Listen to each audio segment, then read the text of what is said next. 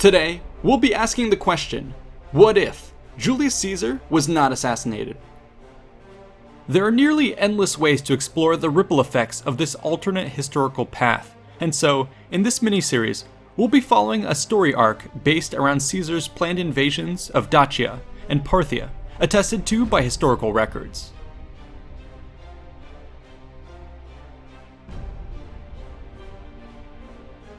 In the process of creating this and other documentaries, I often find myself scavenging the far corners of the internet to find bits of research, discussions, or art references.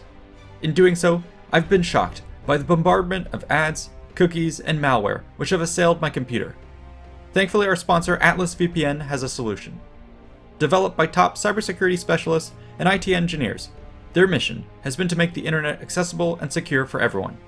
They do this by offering the best VPN deal on the market.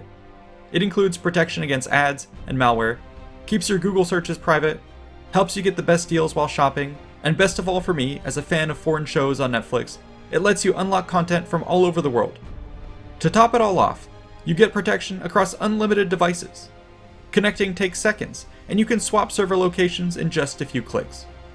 Right now, Atlas VPN is running a huge discount.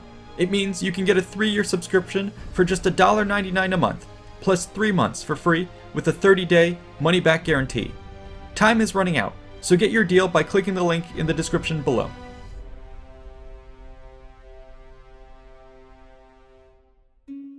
Our first part in the series will cover the following sections. The setup brings us all up to speed on the events of the day. The invasion plan covers what we know about the invasion strategy from historical records. The board pieces lays out the key players on the Ides of March, and the Dacian Campaign walks through a plausible unfolding of events based on relevant historical parallels. Let's start from the beginning by getting the lay of the land. It's the 1st century BC, and the Roman Republic has been succumbing to the rot of oligarchic misrule and militarized strongman politics. Most recently, in the 40s BC, it has been dragged through 5 years of brutal civil war fought between Julius Caesar and his opponents across virtually all corners of the realm. In any case, by 45 BC, Julius Caesar had finally defeated the last of his opponents in Spain and returned to Rome as its undisputed master, where he was declared dictator for life. The state of the Republic at the time was one of exhaustion from decades of destruction wrought by corruption and civil war. Thus, Caesar both found a need and the popular support to set about establishing a new status quo. To put things briefly, he suppressed the powers of the traditional patrician elites and promoted the interests of the plebeians. Some example policies included land redistribution, Keynesian-style building projects, and citizenship enfranchisement. But while Caesar did manage to make some major changes, he was increasingly frustrated by opposing political forces in Rome which sought to overturn his progress and undermine his rule. This endless, ignoble back-alley politicking in Rome would have been a huge weight around the neck of a man like Julius Caesar, who was addicted to chasing ever greater glories through combat on the battlefield.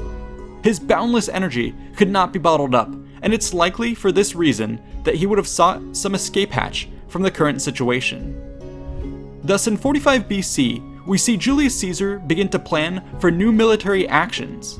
The primary target? Parthia. But why specifically Parthia? Well, if we go by the ancient historian Dio, the Roman public still clamored for vengeance after the humiliation of Crassus's defeat at Carrhae almost a decade ago, which resulted in the loss of the vaunted legionary eagles. By taking up this cause, Caesar would therefore have been able to build himself up as the ultimate champion of Rome, who would bring down righteous justice against a yet unbested foe. This certainly would have added to the general's reputation, and definitely would have fed into Caesar's compulsion to endlessly increase his dignitas. But there was also a slightly more practical motivation here as well. If Caesar was to rule a new Rome, he had to ensure its stability. This meant suppressing both internal and external threats. Parthia met both of these criteria in that it was not only a potentially hostile border nation, but also one that had chosen to support Pompey during the Civil War. Caesar could not allow this to go unpunished.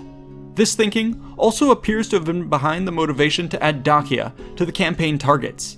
its king, Burebista, was a threat to Roman territory, and had also made the mistake of siding with Pompey in the Civil War. With this context in mind, let's now proceed to the invasion plan. The outlines of the invasion plan that survive today are a combination of excerpts from ancient sources. I'll let you pause the video to take a look. Basically, Appian tells us that Caesar planned a campaign against the Getae of Dacia and the Parthians, which would be carried out by 16 legions and 10,000 horse. Suetonius tells us that the Dacians would be dealt with first, and then the Parthians, with an approach being undertaken through Armenia with the intention of a cautious advance. And finally, Plutarch suggests that the campaign would be concluded with an expedition that would see Caesar march around the Black Sea, invading Scythia, then sweeping across to Germania and back through Gaul until finally returning to Italy. Taken at face value, this seems like quite the ambitious campaign. The scope and scale of the operation has fueled a lot of speculation in these sorts of what-if discussions, where people like to run around with wild ideas of a Roman Republic of the 1st century BC with borders stretching out across the known world. However, we should be careful to restrain our imaginations. Historians are quick to point out that Plutarch's account of a far-reaching adventure is in keeping with his comparison of the Roman general Julius Caesar to the Hellenic general Alexander the Great, and thus is likely to have included quite a bit of literary flourish in his description for the sake of drawing a clearer parallel between the two. After all, Plutarch self-describes his own writings as being more interested in sharing the impressions of his subject's character than the literal accuracy of everything they did. Therefore, in this series, we will largely be limiting the assessment of Caesar's expedition to one that primarily targets just Dacia and Parthia. In 44 BC, Caesar was ready to launch his campaign. However, according to history, he would be assassinated just a few days before leaving Rome. But for our purposes, we will remove this minor inconvenience to our plans. The specific assumption being that the assassination plot never came to fruition, while its participants would lay low and undetected, for now. In just a moment, we'll be proceeding onto our alt history timeline. But first, let's just briefly step back to take a look at the wider picture here and see what pieces are on the board worth considering on the Ides of March. Well, first of all, in Rome we have Caesar as dictator in perpetuity. He is accompanied by his right-hand man, Mark Antony. Antony was a military commander who had served with distinction in Gaul and had been left in control of Rome while Caesar was out on his campaigns. Though he had largely mismanaged the role, he would be forgiven by Caesar, who promised to make room for him in his future administration. However, it's likely that Caesar recognized his talents were better served on the battlefield and would plan on bringing him along as a general in the upcoming campaigns. Another key figure in Rome is Marcus Aemilius Lepidus, who currently served as Caesar's master of horse. He was a loyal member of the Popularis cause, with talents both in politics and the military. Caesar increasingly trusted him with affairs in Rome, but appears to have planned on bringing him along on the campaigns as well. Other figures of note in Rome included Caesar's would-be murderers. We will assume that most remained in the city, scheming to undermine Caesar. However, I'd like to note that one of them, Marcus Junius Brutus, would turn away from betrayal. Caesar was actually quite fond of the young man, possibly out of love for his mother, and had expressed support for his future career. This included making assurances that Brutus would be made consul one day. In our case, if the assassination attempt does not go through, we will assume that he remains unswayed for now and will remain back in Rome for gradual promotion within Caesar's administration.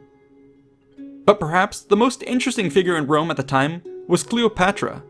Not only was she the ruler of Egypt, a friend and ally of Rome, but also the mother of Caesar's 3-year-old son, Caesarion. She was in Rome to secure favors for her home country, as well as to promote the legitimacy of her son. Historically though, she would leave for Egypt a few months after Caesar's death, and for our purposes, we'll say that this departure occurred shortly after Caesar departs for his own campaigns in late 44 BC. Meanwhile, over in Greece was the 19-year-old Gaius Octavius. He had been sent there by Caesar to continue his education, but also to remain in touch with the army for military training. Some historical records state that Caesar planned to bring Octavius along with him on campaign. However, we will assume that his role on this front will be limited, and instead Octavius will be rotated back to Rome to take on a more prominent role in the government as a part of building up his credentials. After all, he, and not Caesarion, was actually named as Caesar's preferred heir in the dictator's will. There will be more figures to bring up from our real historical timeline, but for now, I'll wait to speak more about them until they become relevant. Now, with all that pretext out of the way, on to the fun part. In this timeline, Caesar proceeds down the Italian peninsula with Antony and Lepidus to the port of Brundisium. They then ferry over to Greece and meet up with several of the legions already conducting training operations. Given that it's mid-March, there's about a solid 8 months left in the campaigning season to conduct operations for the year's campaign in Dacia. Therefore, a couple of weeks, or maybe even a month, will be spared to gather more troops and equipment for the war effort. The full complement of 16 legions mentioned by Appian would probably take longer to get ready, but even having only about half that number would put Caesar on par with his strength during the Gallic Wars. Meanwhile, on the logistical front, an operation base will be established in a port city with grain stockpiled and supply lines set up to feed the army. During this lull, perhaps Caesar will meet with Octavius and inform him of his future plans. But this window of calm would not last very long, for Caesar was always one to seize the initiative decisively. After all, fortune favors the bold. But what awaited in Dacia? Well, the region was bounded by the sea and surrounding mountains, with the Carpathians and their highlands forming a naturally defensible core territory. The kingdom of Dacia itself was actually made up of a large number of tribes from across the region that had only recently been united for the first time by King Burebista. They had then used their combined might to conquer the Greek coastal cities along the Black Sea and raid the surrounding lands of Macedonia. As in Gaul, Dacian warriors were primarily a mix of heavy and light infantrymen who mustered as tribal warbands. Their equipment would have depended on the wealth of each individual and could have featured shields, armor, and helmets. Offensively, they sported spears, swords, axes, and variants of the dreaded falx, whose large, curved blade was capable of cleaving through the sturdiest of armor. Light infantry, skirmishers, and cavalry were also present and had quite the formidable reputation. As an army, the Dacians were versatile. They could fight pitched battles, mount rapid strikes, set ambushes, and make extensive use of defensive fortifications. And if some ancient sources are to be believed, they could field over 100,000 men. So how would Caesar have dealt with this threat?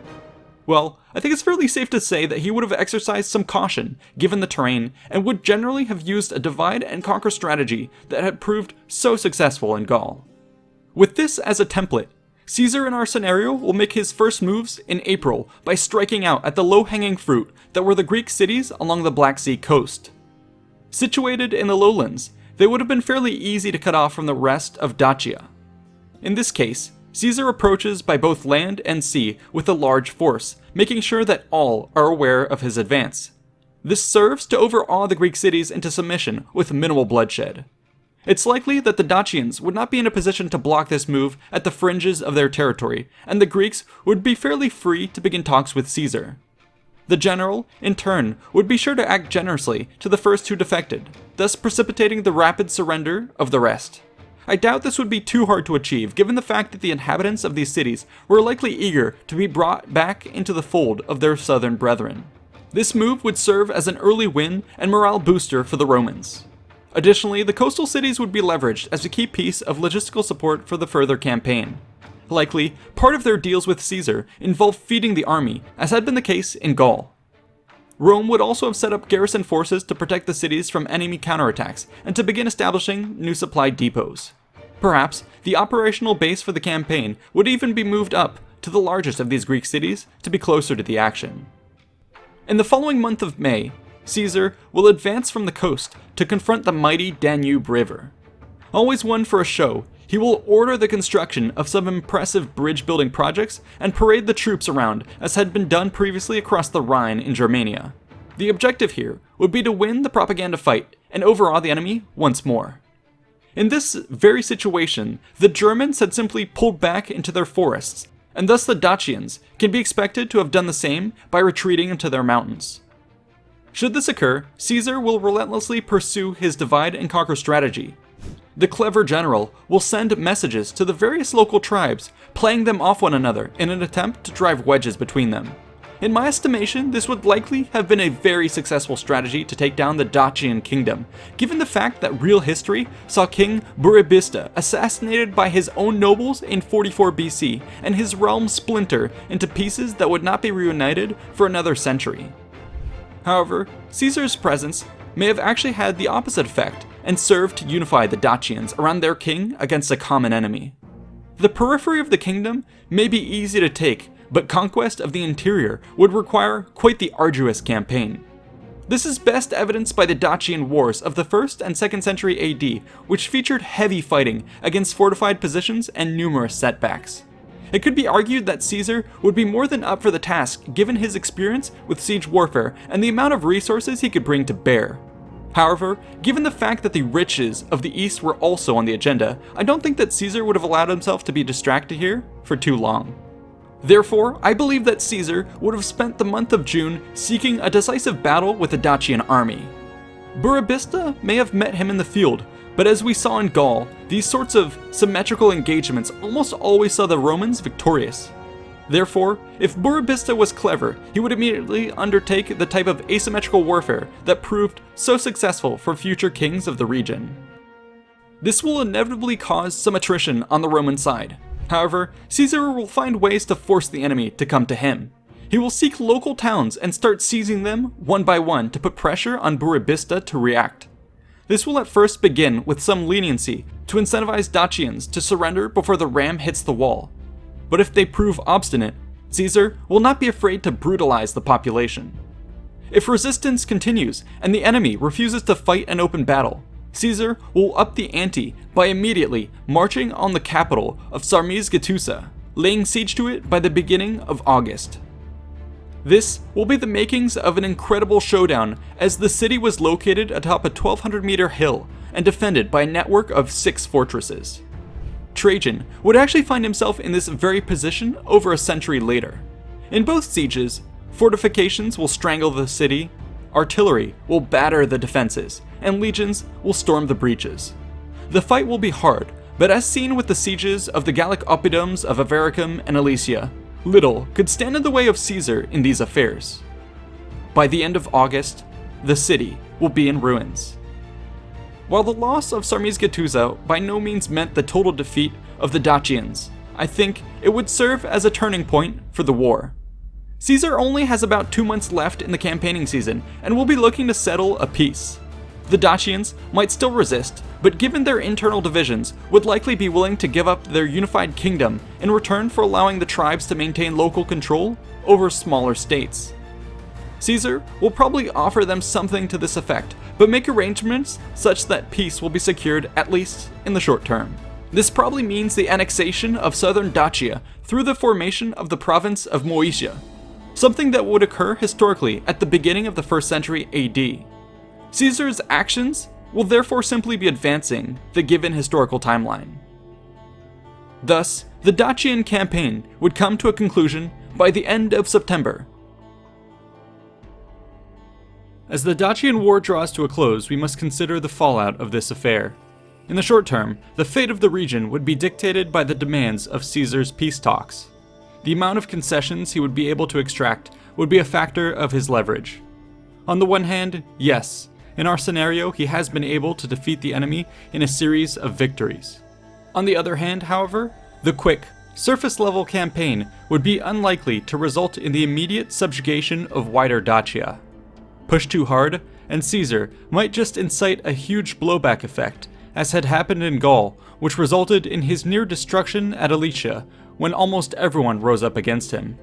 Therefore, it's likely that Caesar's terms would call for an annexation of the territory south of the Danube as a province, while the tribes beyond would bow informally to Rome. Some might become client kingdoms, with obligations to provide tribute, supplies, or troops, whilst others might merely trade with their new neighbor, or at the very least, adopt non-aggression stances. The everyday Dacian people, caught in the middle of all this, may have decided to simply stay put and live their lives under the new overlords, while others may have joined a mass migration out of the occupied zones. Meanwhile, the new border at the Danube would be reinforced by the Romans. As can be seen during the imperial period, this would probably start with a few garrison forts and walls that would slowly evolve into an entire defensive network. From here, the Romans could safely keep an eye on border crossings and stage expeditions out as needed. Within this protective barrier, all sorts of activity would begin to take place. If real history is anything to go by, this would see an explosion in agriculture, animal breeding, mineral extraction, commerce, and city development. Roman businessmen and politicians would jockey for a piece of the pie, with Caesar, as presiding dictator for life, in a position to dole these out as rewards to those who he deemed most worthy. This sort of political game would be best played back in Rome. Thus, Caesar would have made a return journey to the capital shortly after his victory to sort out the spoils. Along the way, he is sure to have been busy sending out a flurry of letters to all his important contacts, whilst also meeting with delegations eager to sing his praise and curry favor. Among these would likely have been Octavian and members of the Senate. As Caesar approached Rome, the clock would be ticking.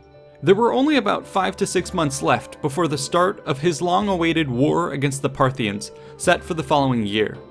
During this interlude, he would want to celebrate his victory, enact key policies, and settle politics at home before setting off once more.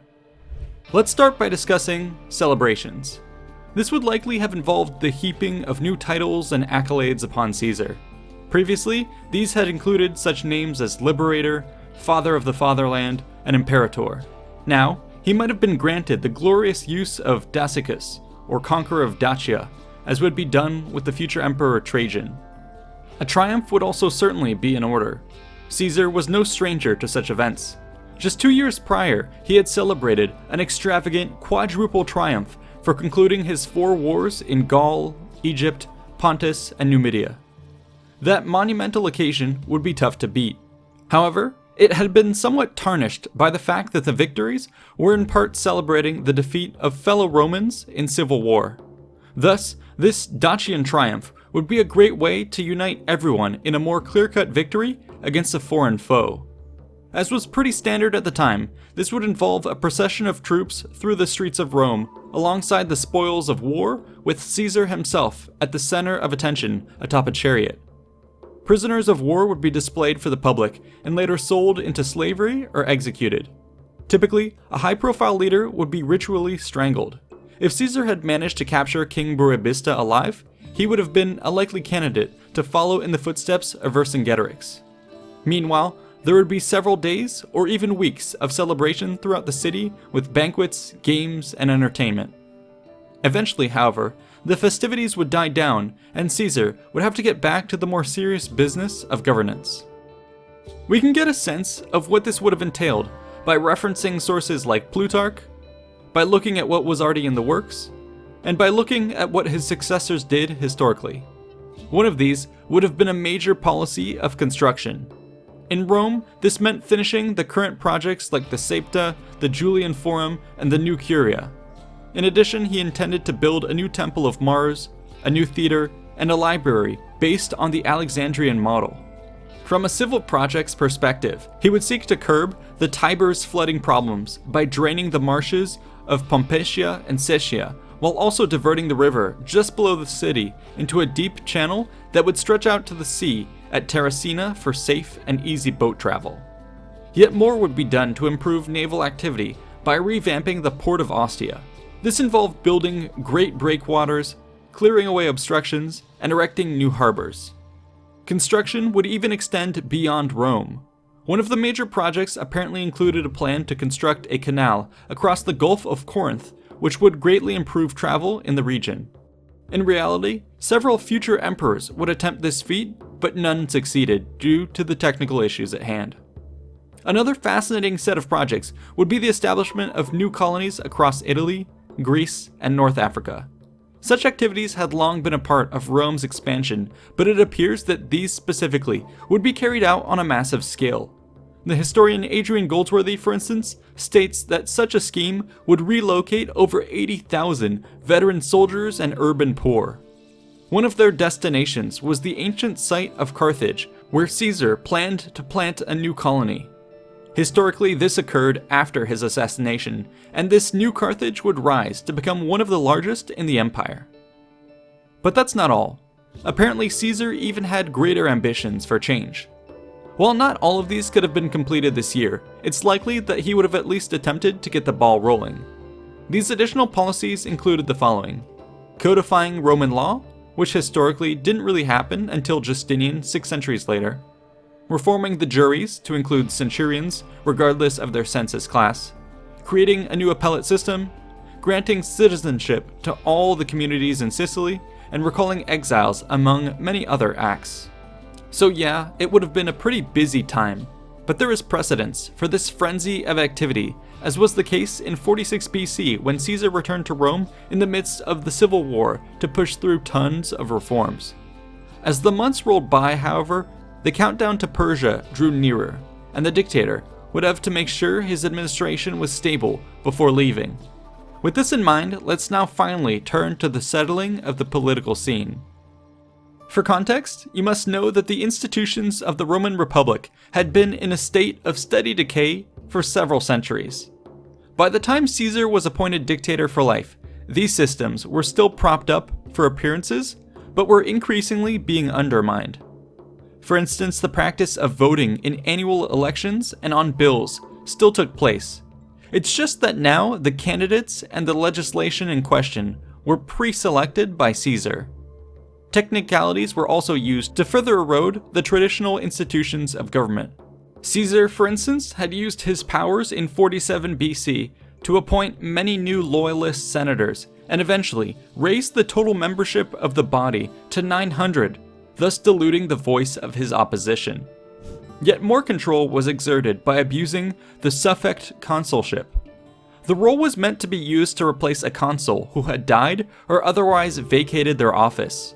Typically, this called for a snap election of sorts, but when Caesar had stepped down as sole consul in 45 BC, he used the method to install 2 chosen successors. This precedent would get worse over the following decades as Augustus and future emperors used it to justify their installment of officials of their own choosing. Often this meant the promotion of loyalists and new men to the detriment of the traditional establishment. Meanwhile, terms of office were increasingly restricted to guard against the potential rise of future opponents. All these tools, and more, would have been a part of Caesar's process of consolidating power before heading off for his eastern campaigns. According to history, this was already underway prior to the Ides of March. One major move was to pass a law which allowed him to appoint all magistrates for the year of 43 BC and all consuls and tribunes for the year of 42 BC. Thus, Caesar would have spent a good time of 44 BC contemplating his staffing decisions. In fact, the first round of elections had already been held early in the year prior to the Ides of March, so we do have records of what these appointments would have looked like. Arrangements, for instance, were made to have Hirtius and Pansa elected consuls, while this list shows how other key positions were filled. Upon Caesar's return from Dacia, he would likely want to start thinking about the next round of elections. Perhaps, as the months rolled into the new year, he might even decide to supervise early election for 42 BC while still in the city. However, it might also be the case that he would want to head out for distant Parthia as soon as possible, maybe even getting an early head start on the campaigning season. After all, not all of his decisions had to be made right now. Caesar could continue to play the role of puppet master whilst on campaign by staying in touch via letter or by relying on trusted representatives.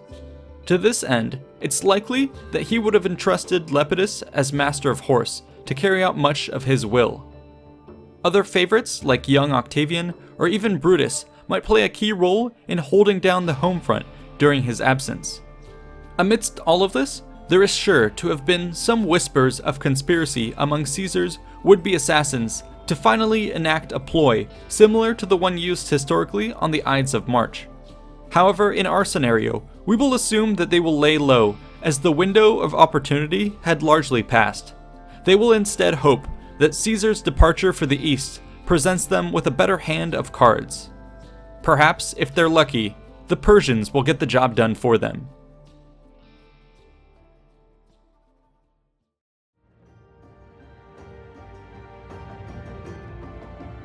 It is now February of 43 BC. Just a few months earlier, Caesar had led his victorious legions across the streets of Rome in glorious triumph. However, as of late, these celebrations had given way to the banalities of political life. The pile of documents on his desk grew tall, and the line of petitioners outside his doors grew long. Political minutiae consumed hours of the day and night, and those were just the ones which his clerks had deemed worthy of his time.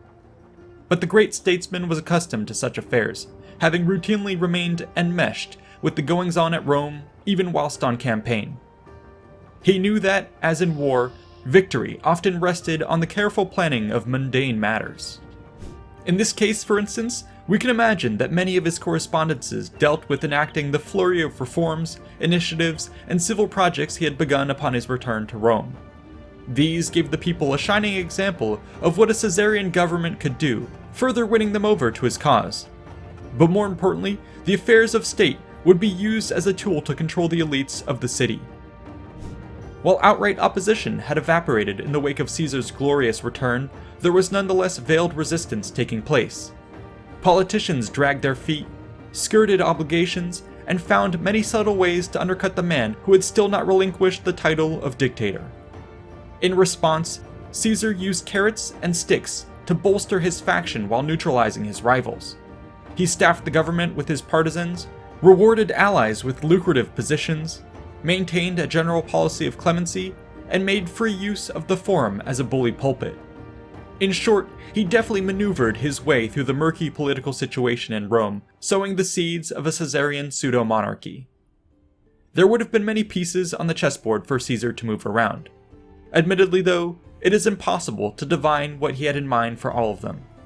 For the sake of our scenario, we'll be focusing on the people from Caesar's inner orbit, and we'll assume that they will have been moved in such a way as to align with his next objective, a war in Parthia. These were the schemes that increasingly occupied Caesar late into the night. For starters, we must ask, why make war on Parthia? The primary reason is that the empire to the east represented a yet untapped source of gold and glory for the ambitious men of the Roman Republic. This is what had motivated Crassus to attempt his own invasion only a decade earlier. While his disastrous defeat stung, the failure only emboldened other commanders to now seek further glory by avenging Rome's honor and returning its lost eagles. For Julius Caesar, perhaps the most ambitious man of his generation, this was an irresistible opportunity to inch ever closer to the legacy of Alexander the Great. In addition, he had reason to punish the monarch of Parthia in particular. King Orodes II had shown expansionary tendencies in the past few years, encroaching on Roman territory and its sphere of influence. Even more insultingly, the Parthian monarch had backed Pompey in the recent Roman Civil War and could bolster potential rivals if and when they emerged. Such concerns would have proved well-founded, as history shows us that King Orodes would indeed lend support to Caesar's assassins in our real-world timeline. So how would Julius Caesar choose to carry out this war? Well, we can look at several centuries worth of Eastern invasions to get a sense of possible approaches. These act as a sort of forecasting tool to inform our what-if scenario. The general idea boils down to one of two choices. Do you cross through Syria or Armenia to get into Mesopotamia? The former is more direct but exposed, while the latter is longer but somewhat more sheltered. Crassus had chosen the Syrian gamble and had been annihilated. As a result, Caesar would learn from these mistakes and would probably opt to attack through Armenia instead. Suetonius indicates as much when he reports the general meant to, quote, make war on the Parthians by way of Lesser Armenia. That Antony would lead his own invasion this way in 36 BC of our real timeline indicates he may have picked up his late boss's playbook, further supporting our prediction. Okay, so what next? Well, standard military doctrine necessitated that any grand campaign go through a mustering process. This would have involved the amassing of men and provisions at an operational base relatively close to the anticipated theater of war. Such bases were typically large port towns or cities capable of being plugged into Rome's extensive Mediterranean trade networks. The best candidate here would have been the city of Antioch, the former capital of the Seleucid Empire and a regional stronghold against Parthian attacks. As proof of its strategic nature, the city would be the launching point of Trajan's massive invasion in the 2nd century AD, as well as Lucius Verus's campaign about 50 years later. To put this plan in motion, Caesar will have begun to move his chess pieces across the board. First on the agenda would be to dispatch an administrator and commander to oversee preparations. Antony would have been an obvious candidate. However, he was not particularly well regarded for his organizational skills. Instead, we will assume that Caesar will send his nephew Octavian. While the youth was but 20 years old, we know that his great-uncle saw promise in him and went as far as to name Octavian his heir in his will. Such a posting would have been a perfect opportunity to start publicly signaling this fact and to give the young man some valuable experience. While we know historically that Octavian would indeed go on to show great administrative skill later in life, at the time he would likely have been accompanied by a more experienced staff to make up for any perceived shortfalls. For our scenario, we will assume that chief among this group is Publius Ventidius. Historically, he was a veteran and favored officer of Caesar's army who later commanded a local Roman army in the east in 39 BC, winning battles against the Parthians. His presence would serve as a strong guiding hand for Octavian. But what of the other key figures? We will assume that Antony has been sent to the Dacian frontier to supervise the newly minted province. This is only a temporary assignment, as Lepidus is on standby in Rome to relieve him of this position and allow Antony to join Caesar when the time comes to march on Parthia. Various other figures in the capital may have been invited to partake in the coming war. Perhaps even Brutus and the other would-be assassins were being courted for the job as a way for Caesar to get them away from the plotting of the capital and have them join his side against a common foe. The last major figure worth mentioning in all of this is Cleopatra. At the time of Caesar's assassination, we know that she was in Rome, seeking to elevate the position of her throne, her kingdom, and especially her son by Caesar, the 4-year-old Caesarion. Given Egypt's critical role as a grain basket, we can imagine that she had some leverage in such negotiations. Perhaps in exchange for agreeing to pay higher tribute and feeding the invasion force, the dictator would begin to make some concessions. However, unlike the later Antony, he seems not to have been as keen on granting the Egyptian queen any major victories, and certainly wouldn't have acknowledged Caesarion, given the parallel elevation of Octavian as his true heir. But Cleopatra was persistent, and the conversation was far from over. Who knows what may yet be possible?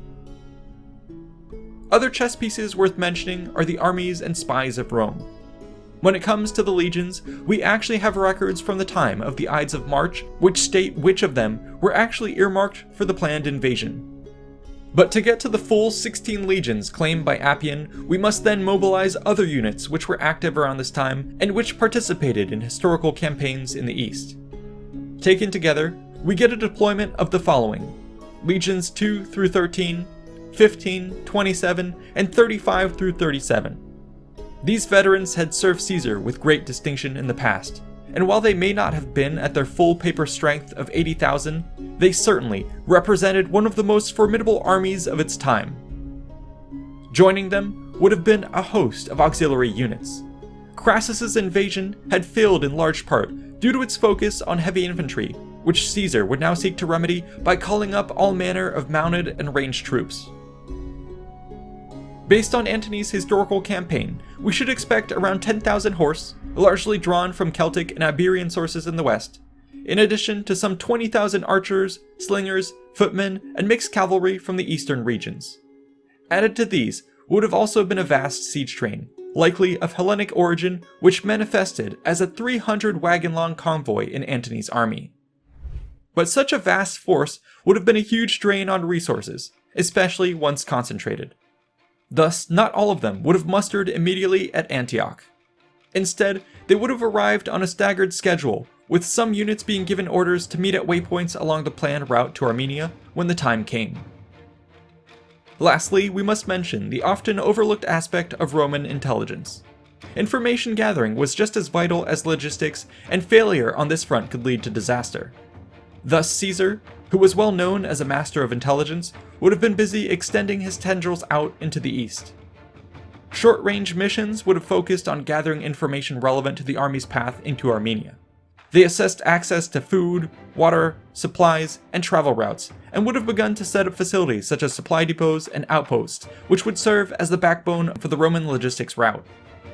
Longer range missions would have been sent into Armenia and Parthia. These were meant to ascertain the disposition of enemy forces and strongholds, while getting the lay of the land and geopolitics. Such missions could have occurred out in the open, under the guise of ambassadors or merchants.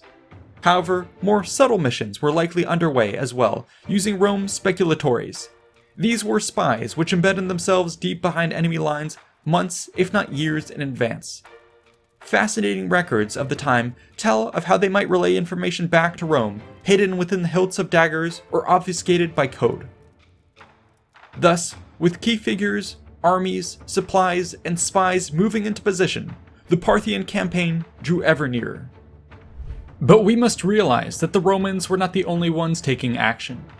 The world was a dynamic place, and Caesar's movements would have prompted reactions from factions far and wide.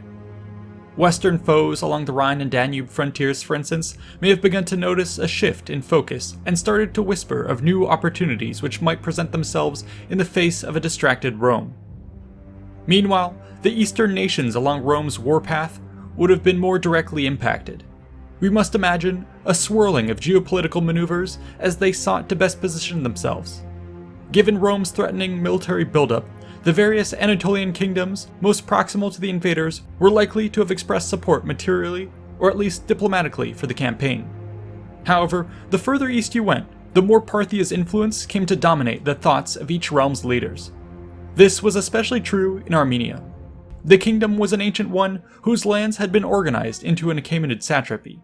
This arrangement lasted several centuries until the Macedonian conquest gave them a chance to break free. Over the centuries, they grew into a strong regional player, which always strived for independence, but saw larger powers such as the Seleucids and later Parthians meddling in their affairs. By the time the Romans had arrived in the east around the 2nd century BC, Armenia was ruled by Tigranes the Great of the Artaxid dynasty.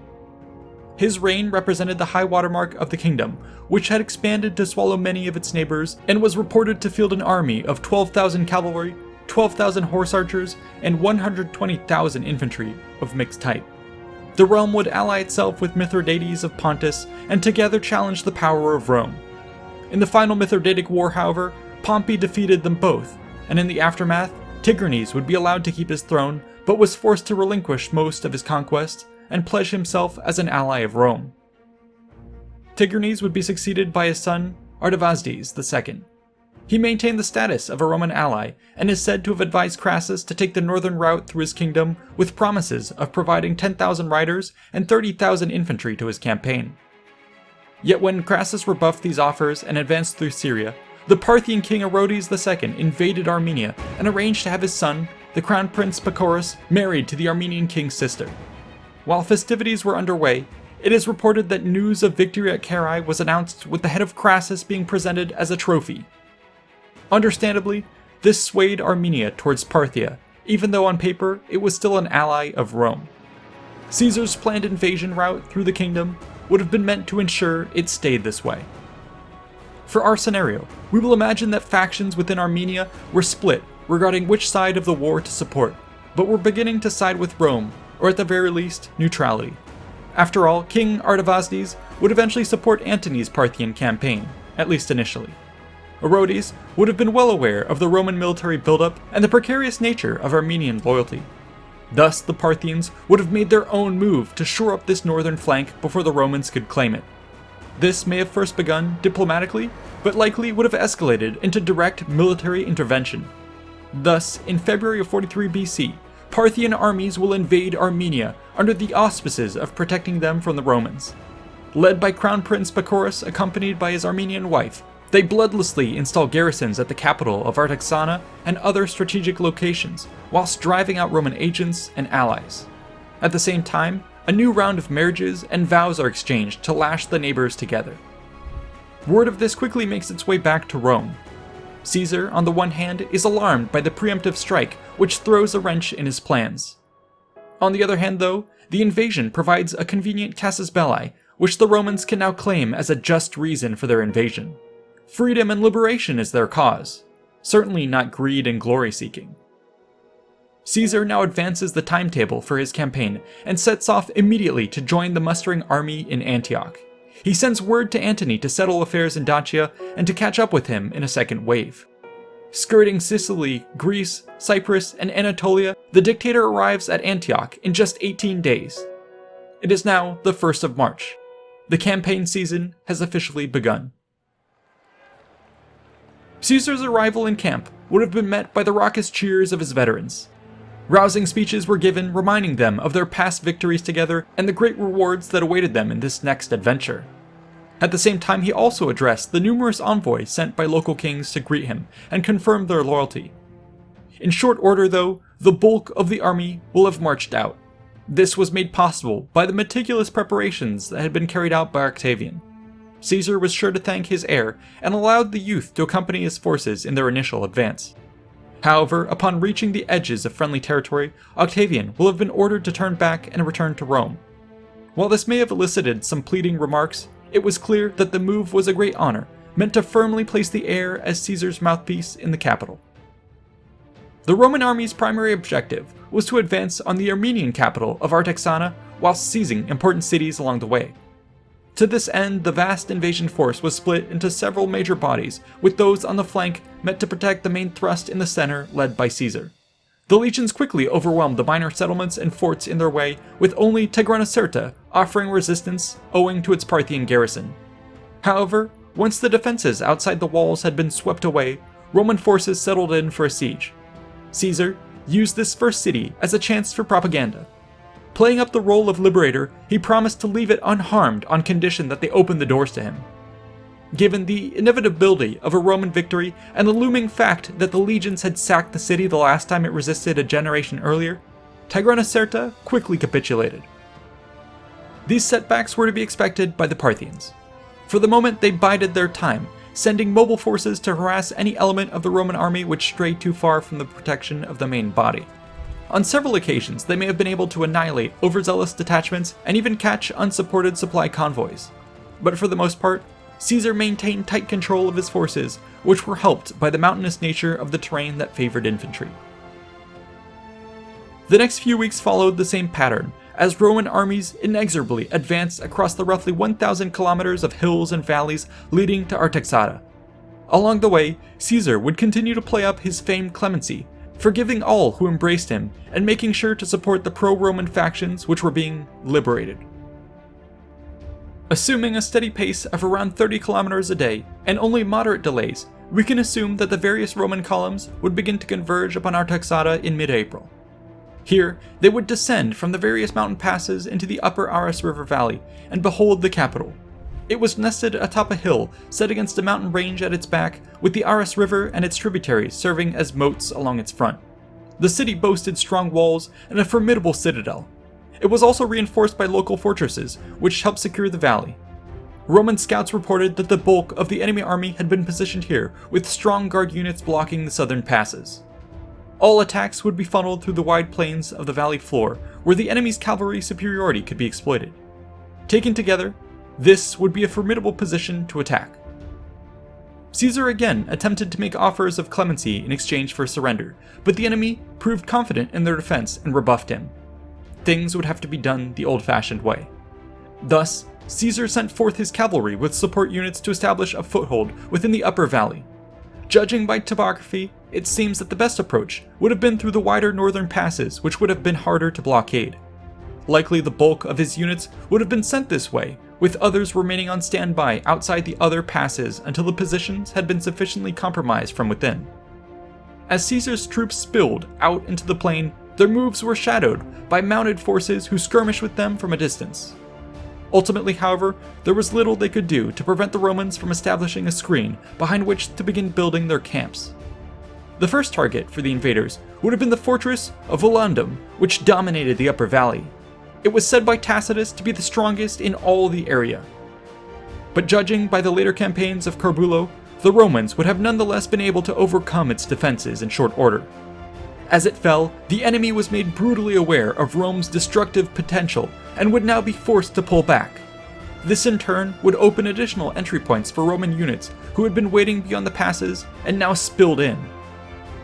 Over the following days, we must imagine the Romans now methodically advancing their camps towards Artaxata. The Parthians still led vigorous sorties and conducted feigned flights to inflict casualties against the less disciplined troops, but Caesar's veterans left few opportunities for such exploitation. Now, with the enemy pushed back to the narrow valley neck around the capital, the legions began to build a wall. This would prevent any unwanted attacks, while the remainder of the Easterners trapped on the Roman side were one by one snuffed out. All of this would have given time for the siege train to catch up. Its engines could now be set up to dominate the no man's land which had developed between the two forces. Yet with the capital still standing and its southern supply lines open, there was little hope of starving out the city. Perhaps various battles would have taken place along the western riverbank to attempt an envelopment, but it's certain that any competent Parthian commander would have reinforced this position ahead of time. Thus, a stalemate set in. Caesar may have tried to force the issue with a frontal assault, but such an attack would have been extremely costly. A better approach would have been to dispatch troops to secure the towns and villages of Armenia. Doing so would hurt the prestige and morale of King Artavasdes, who would be unable to defend those still loyal to him. This sort of piecemeal breakdown of enemy alliances was one of Caesar's fortes. While the Parthians may have sought to respond in kind, the nature of Armenia's terrain granted the Roman infantry a distinct advantage. By mid-May, we will assume that Caesar has been able to reach a tipping point when it comes to swaying the nobles of the country. Though the capital remains unconquered, he has simply reconstituted a new one in Tigranocerta and begun conducting affairs from there. Caesar may have even threatened to crown a new Armenian king. All of this would have exerted tremendous pressure on King Artavasdes to bid for peace. The Parthians, sensing that this battle had been lost, would likely have withdrawn their forces in a controlled manner. But this was no great dishonor. At little cost, they had delayed the Roman invasion by several months and even managed to inflict disproportionate casualties using their hit-and-run tactics. Now, the Parthians could focus their efforts on a vigorous defense of their homeland. Yet, they knew that they could not completely yield the initiative to the Romans. A good offense, after all, made for a good defense. To this end, Crown Prince Pacorus had summoned the best of his cavalry for a mighty counterattack.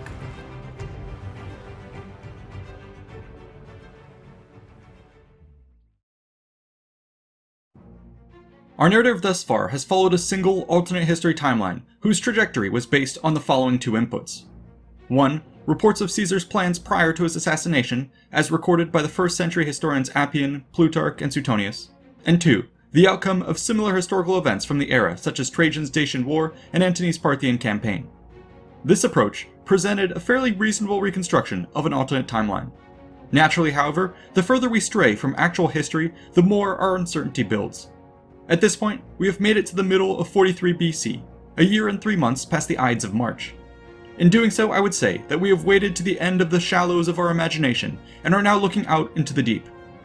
But rather than get in over our heads with speculation, it will now be more appropriate to split our single alternate timeline into several branches which will diverge based on the potential outcome of key events. With this framework in mind, let us now proceed. Our narrative had left off in the middle of 43 BC. Caesar had taken control of Armenia, but was significantly delayed in the process. As he set about securing his holdings and preparing his next moves, it would be the Parthians who seized the initiative with a counterattack against Syria. This offensive is based on a real event which took place in 39 BC when Prince Pacorus led an invasion to capitalize on Roman distractions following Caesar's death. For our exercise, we can consider what various degrees of success or failure might mean in the context of this key event. On one end of the spectrum will be the critical success of Pacorus. Historically, this is what happened at the outset of the campaign, when the prince led forces to take virtually the whole of the Levant. In doing so, he defeated Roman garrisons and the armies of Herodian Judea which attempted to offer resistance. Should this same feat be achieved in our scenario, it would have dealt a crippling blow to Caesar's supply lines. The general would now be stranded in Armenia and forced to double back to deal with the threat. Doing so would have been quite dangerous with the Parthian king who remained on his flank. As the Roman columns stretch out across Armenia, they would only expose themselves to more raids and counterattacks by the mobile Easterners. Were Caesar to be killed in any of these actions, then the fallout would certainly be quite tumultuous. For now, we'll avoid opening that can of worms. Instead, we can consider the case where Caesar remains alive, but the Parthians are able to hold the line and take ground through the end of the campaigning season. Though at a stalemate, this stalling of the invincible imperator's momentum would be seen as a sign of weakness, which others might now seek to exploit. The Dacians, for instance, who had only ever been arm-wrestled into a truce, might take this chance to reclaim the lands they had lost by sweeping across the Danube and into Thrace. Such offensives could trigger others to do the same across Rome's frontiers, and could very well destabilize much of the empire. Ultimately, this would undercut the Caesarian government's promises of stability and cause internal unrest that his political rivals could then exploit. In this branch of alternate history, the threats against Caesar will have been greatly multiplied. While he certainly might be able to negotiate these dangers, it's not hard to imagine things spiraling out of control. Loss in battle might mean an immediate death, while even survival could leave him mortally wounded in a political sense. But now let us consider another branching of history. What if the Parthian attack was a critical failure? This would be similar to what happened at the tail end of the actual invasion, when the Roman commander Publius Ventidius Bassus turned the tide on the Parthians and managed to kill Prince Pacorus at the Battle of Mount Gandaris. In our alternate timeline, such a feat might be replicated by Caesar himself, or one of his various lieutenants operating out of Syria. As happened historically, the loss of the crown prince caused a succession crisis as the grief-stricken Parthian king Orodes II relinquished the throne to his other son, Phraates IV, who in short order conducted a bloody purge of the royal family to consolidate power. Such a situation would have been mercilessly exploited by Caesar, who was a master at driving wedges between factions within the opposition. Doing so against the Parthians may have meant that his armies could more easily descend into Upper Mesopotamia. From here, he might make a play for the capital through outright conquest, or could negotiate with disaffected Parthian nobles to strike a deal that might have them placed on the throne in exchange for concessions to the Romans. Back home, this would all have been good news for Caesar's administration, which could continue to consolidate its power without the distractions of the critical success scenario we previously explored. In terms of our ongoing narrative for this video, we can plot a theoretical course somewhere between these two ends of the spectrum. This would mean that while the Parthian invasion met some success, it was only ever a temporary delay that kept the Romans at bay for at most a year, without significant losses to either side's military, economic, or political ability to wage war. Caesar will still have been eager to press forward with his planned Parthian campaign, and might have used this time to better prepare for such an attack. Thus, in March of 42 BC, his armies would begin their invasion. The exact route of this campaign is subject to interpretation. Contemporary accounts of Caesar's plans are vague on this front, and anything documented would have been subject to change given the outcomes we've assumed thus far. That being said, the most straightforward approach would have been to descend from the Armenian highlands in one or more prongs with the aim of securing the region of northern Mesopotamia. This would have been similar to the later campaigns of Trajan, who took the area with overwhelming force and the methodical construction of forts to secure his rear lines. The emperor took time to make his advances, securing the new frontier in his first year before pushing south the following year. Caesar may have taken a similar approach, but given his preference for aggressive, decisive action, it is likely that he would have wished to make it to the Parthian capital of Ctesiphon as soon as possible. To this end, his vast army, which consisted of 16 legions, now backed by 20,000 Armenians, would have first forced the submission of the kingdom of Osirene to secure their back line. Surely, the diplomatic groundwork was laid for this move, which would have meant a near immediate surrender of this most exposed territory within a few weeks or at most a few months. Some forces were left behind to secure the area and reinforce the southern approaches along the Euphrates. The remaining Roman force, meanwhile, would then have swung east towards the Tigris, where they might advance with the relative safety of the mountainous region on their flank. Here, legions would likely have split into several divisions to take strategic objectives along the invasion route. This included the prominent cities of Nisibis, Zingara, and Arbela. Such moves would have been closely monitored by the Parthians, who took every opportunity to harry them along the way. However, it is debatable whether they would yet risk a pitched battle at this point. Better to let the invaders stretch themselves thin and wait for a slip-up before striking a decisive blow. Caesar, however, was a veteran of many campaigns and would not present many such opportunities by keeping his forces tightly controlled and well informed of their surroundings. Sensing the enemy's timidity in this stance, he would have continued the thrust towards Ctesiphon, which would force them to contest his move. By this point, the timeline will have advanced to at least midway through the campaign season. Our next key event will involve the Battle of Ctesiphon. It's impossible to know where this may have taken place. Perhaps the Parthians wished to fight the Romans in the more open fields beyond the capital, or perhaps they would rather strike them with a hammer blow while closer to the anvil of the capital's defenses. In the long history of warfare between the Romans and the Parthians and Sassanids, there are countless battle sites littered across Mesopotamia to choose from. With regards to Ctesiphon itself, the city played host to many showdowns, being directly threatened more than a dozen times and actually taken by force 6 times. we can now attempt to play out a couple options for Caesar's timeline. On the critical failure end of the spectrum would be a total defeat prior to even touching the walls. This might occur in a similar manner to Emperor Severus's campaign in 233 AD, when his army was crippled with indiscipline and disease, before eventually being surrounded. Here is how Herodian puts it, quote, Ardashir attacked the Roman army unexpectedly with his entire force and trapped them like fish in a net. The outnumbered Romans were unable to stem the attack of the Persian horde. They used their shields to protect those parts of their bodies exposed to the Persian arrows. Content merely to protect themselves, they offered no resistance. As a result, all the Romans were driven into one spot, where they made a wall with their shields, and fought like an army under siege. Hit and wounded from every side, they held out bravely as long as they could, but in the end, all were killed. In this timeline, such a loss could easily claim Caesar's life through a battlefield wound, some disease, or perhaps some mutinous element within his own ranks. Even if he did survive, he would then have to make the arduous retreat back to Upper Mesopotamia, and then spend many months attempting to hold on to his gains before even thinking of retaking the offensive. I wouldn't put a comeback past him at this point, but as with our earlier divergence, any major military setback would risk a spiraling situation across the empire that might ultimately doom him. On the other end of the spectrum will be the critical success. Again, we can turn to the example of historical campaigns of Emperor Trajan and Julian for reference. In both cases, they advanced upon Ctesiphon with a large support fleet, with various canals being dug to facilitate their approach. In both cases, the enemy encamped on the opposite bank, resisting their advances and making any direct attack difficult. Thus it was that the Romans had to make a forced crossing to establish a beachhead, which eventually precipitated a pitched battle. Here is how the historian Ammianus Marcellinus describes Julian's experiences, which might have been comparable to our hypothetical Caesar. Quote, he unloaded the stronger ships of those which carried provisions and artillery, and manned them each with 800 armed soldiers. In the first quiet of night, he sent one part with orders speedily to cross the river and take possession of the enemy's side of the stream. But no sooner had they reached the opposite bank than they were assailed so persistently with firebrands and every kind of inflammable material that ships and soldiers would have been consumed had not the emperor, carried away by the keen vigor of his spirit, cried out that our soldiers had, as directed, raised the signal that they were already in possession of the shore, and ordered the entire fleet to hasten to the spot with all speed of their oars. The result was that the ships were saved, uninjured, and the surviving soldiers, although assailed from above with stones and every kind of missile, after a fierce struggle, scaled the high, precipitous banks and held their positions unyieldingly. The Persians opposed to us serried bands of mail-clad horsemen in such close order that the gleam of moving bodies covered with densely fitting plates of iron dazzled the eyes of those who looked upon them, while the whole throng of horse was protected by coverings of leather. The cavalry was backed by companies of infantry, who, protected by oblong, curved shields covered with wickerwick and rawhides, advanced in very close order.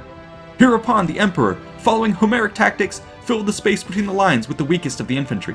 When both sides were near enough to look each other in the face, the Romans gleaming in their crested helmets and swinging their shields, as if to the rhythm of the anapastic foot, advanced slowly, and the light-armed skirmishers opened the battle by hurling their javelins, while the earth everywhere was turned to dust by both sides and swept away in a swift whirlwind. And when the battle cry was raised in the usual manner by both sides, and the trumpet's blare increased the ardor of the men, here and there they fought hand to hand, with spears and drawn swords, and the soldiers were freer from the danger of the arrows, the more quickly they forced their way into the enemy's ranks.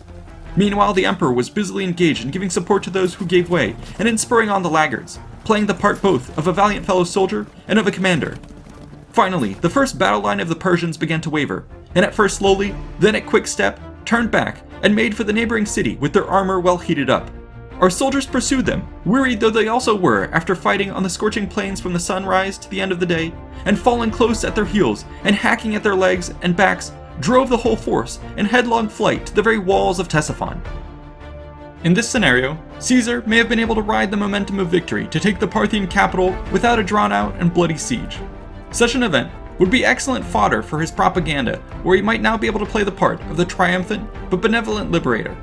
As he paraded through the streets of Ctesiphon, he would surely have been thinking of the similar entry that his hero Alexander the Great had made into Babylon 289 years before. But as was the case with the Macedonians, merely taking control of Mesopotamia would not be enough to defeat the masters of the East. Vast lands yet extended out to the borders of India, from which the enemy might yet still mount a defense.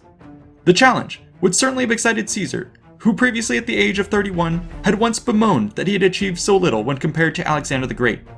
Now would be his chance to not just follow in the footsteps of the hero, but to perhaps even surpass him, and in so doing achieve everlasting fame. but that timeline is not one we will further explore. Instead, let us consider once more the middle path between critical success and critical failure. Admittedly, there are many timelines to choose from within this range. We will consider the case where Caesar is able to leverage his army's vast size and engineering skills to drive a wedge between the Parthian army and Ctesiphon, eventually managing to strangle it into submission, as had been done at Alicia. In this case, he's able to take the city after a grueling effort, but not to outright defeat the enemy's main army.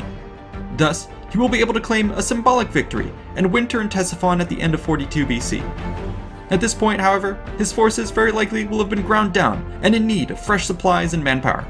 Any efforts to bring these to Caesar, though, would have been intercepted by the mobile Parthians, and only the largest of relief forces, perhaps commanded by one of Caesar's trusted lieutenants, could make the journey. Whatever the case, history shows that it would have been quite difficult for the Romans to establish a lasting presence in this region. Even for Caesar, matters of logistics and issues on other frontiers would eventually force a withdrawal. But whether this might take place immediately, or over a matter of months, years, or decades is again debatable. Likely, Caesar would have found a way to consolidate his gains in northern Mesopotamia and engage in diplomacy to secure the new eastern frontier. This might have involved deals with local kingdoms, intermarriages between prominent figures, and all sorts of geopolitical arrangements. Certainly, new provinces would be formed, whose governance could be doled out by Caesar to leverage even more control over the politicians back at home. Perhaps his would-be assassins might now be brought into the fold of the administration with eastern postings and invitations to participate in future campaigns. At the same time, Cleopatra and her son by Caesar, Caesarion, might also be a key piece of the puzzle. After all, the breadbasket of Egypt would be a key strategic center for supporting activities in the east, and the Ptolemies had deep roots in the region, which might be leaned upon for the restructuring of the region's balance of power. On a macro level, it's interesting to consider what this eastern focus would have meant for the Roman Empire. After all, this was always a highly prosperous region in terms of spoils and taxation, which promised far greater return on investment than expeditions into distant Germania and Britannia. Perhaps now that a toehold had been established in the east, the Roman army would see more sustained deployment in this area of the world. This in turn might mean no disaster of Teutoburg and no costly Germanic or Britannic wars. Thus, the trajectory of the Roman Empire might significantly be altered to have an eastern focus earlier on. The downstream effects that this might have, not only on the fate of neighboring civilizations of the period, but also the future emergence of Christianity and Islam in the region, is mind-blowing to even think about. But perhaps the greatest point to consider in this alternate timeline is what is the eventual fate of Julius Caesar. Having achieved so much and accumulated untold amounts of power, how does that power get transferred to the next generation? This was a question which had bedeviled the Romans ever since the real-life assassination of Caesar. Initially, it took a renewed civil war for Augustus to claim the throne, and in so doing, to reforge the Republic into an empire. Even then, the ideas of succession were ever-changing and turbulent, with frequent bouts of fighting. It's hard to guess exactly what direction Caesar would have steered the realm. However, power, once concentrated, is very difficult to pry free of an iron fist. Thus I think that an aging Julius Caesar would have done much the same as Augustus by slowly repurposing republican institutions to serve his purposes. His partisans, meanwhile, would continue to be promoted, and his heirs would have been strategically positioned to maintain the new power structure. In the end, I also find it likely that the transition to empire would have been a natural one, given the practicalities of governing such an expansive domain from Rome. We could go on and on with speculation, but at some point, Julius Caesar will have perished from injuries, illness, or old age. But what circumstances led to this event, or would lead from it, shall have to be left to the oracles of the past. In any case, I hope you enjoyed our exploration of what if Caesar was not assassinated. Let me know what other topics you'd like to see us cover next. A huge thanks again to Atlas VPN for sponsoring this video. Click the link below to get a 3-year subscription for just $1.99 a month, plus 3 months for free with a 30-day money-back guarantee. Enjoy! A huge thanks to the patrons for funding the channel, and to the researchers, writers, and artists for making this episode possible. Be sure to like and subscribe for more history, and check out these other related episodes. See you in the next one.